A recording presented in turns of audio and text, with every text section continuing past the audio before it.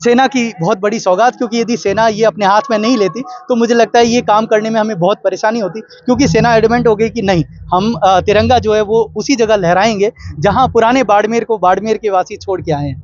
तो मुझे लगता है कि इसका पूरा 100% क्रेडिट सेना और मतलब फॉरेस्ट डिपार्टमेंट को जाता है। बाड़मेर हमेशा से डेजर्ट के लिए जाना जाता है। बाड़मेर के बारे में जब भी बात करते हैं तो उन्हें धुरे देखते हैं। तो मुझे लगता है कि फॉरेस्ट डिपार्टमेंट और सेना का ये जो साझा प्रयास है, इससे बाड़मेर के अंदर पहाड़ियां भी है, ये भी लोगों के समझ में आएगा और ये टूरिज्म के लिए बहुत अच्छा स्पॉट हो सकता है।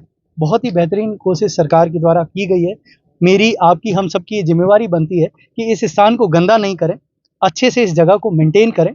सरकार ने एक बार हमें ये करके दे दिया है, तो अब इसे आगे कैसे बढ़ाना है, ये मेरी और आपकी जिम्मेवारी बनती है। इसे बहुत ही सुंदर टूरिस्ट स्पॉट के रूप में डेवलप होता हुआ जूना का ये किला देखता हूँ। मैं देखता हूँ कि आने वाले वक्त में शायद सरकार यहाँ पे टूरिज्म से, मैं ये भी अनुरोध करूँगा कि यहाँ भी लाइट एंड साउंड शो भी शुरू किया जाए। यहाँ पे ट्रैकिंग के लिए अलग से ट्रैक बन जाए। यहाँ पे जैसे रोप क्लाइंबिंग और होती है वो सब चीज़ें भी की जाए। बेसिकली एडवेंचर टूरिज्म का ये बहुत अच्छा स्पॉट बन सकता है।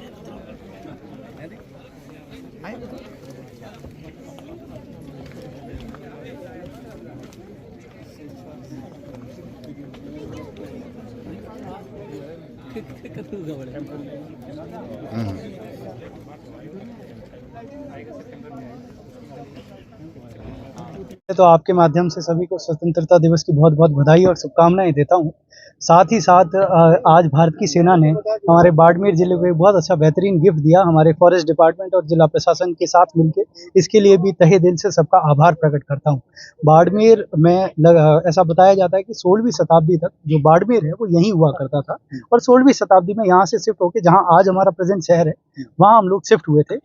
तो उससे पहले हमारा शहर यहीं था। तो इस बाड़मेर में 16वीं शताब्दी के बाद इस जहाँ पुराना हमारा बाड़मेर है, यहाँ इस किले पे कोई नहीं आया। तो आज सन 2024 के अंदर वापस यहाँ आके बहुत ही सुखद अनुभूति हुई, और मैं प्रशासन का, स्पेशली फॉरेस्ट डिपार्टमेंट का और भारतीय सेना का बहुत आभारी हूँ कि वापस आपने हमारे उस इतिहास को पुनर्जीवित करने की एक बेहतरीन प्रयास भी किया।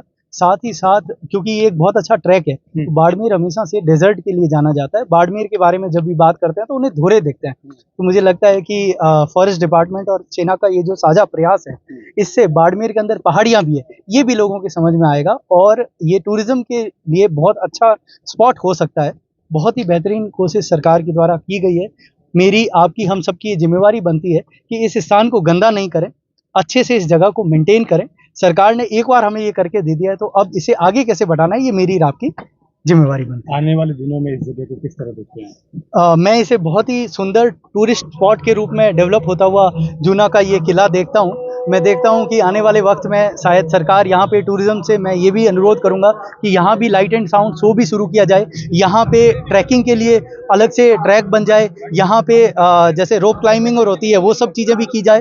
बेसिकली एडवेंचर टूरिज्म का ये बहुत अच्छा स्पॉट बन सकता है। सेना की बहुत बड़ी सौगात है। सेना की बहुत बड़ी सौगात, क्योंकि यदि सेना ये अपने हाथ में नहीं लेती तो मुझे लगता है ये काम करने में हमें बहुत परेशानी होती, क्योंकि सेना एडमेंट हो गई कि नहीं, हम तिरंगा जो है वो उसी जगह लहराएंगे जहां पुराने बाड़मेर को बाड़मेर के वासी छोड़ के आए हैं।